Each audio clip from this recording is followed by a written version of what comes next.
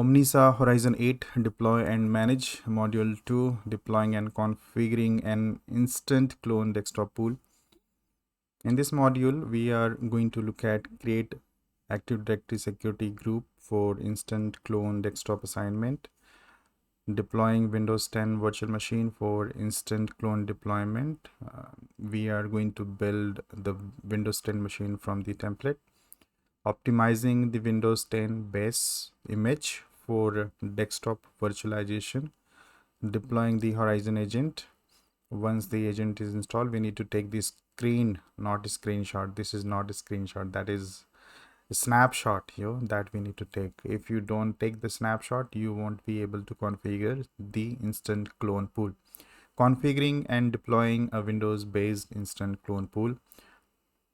At the last, we are going to launch the instant clone desktop pool. Thank you very much. Let's see real practical.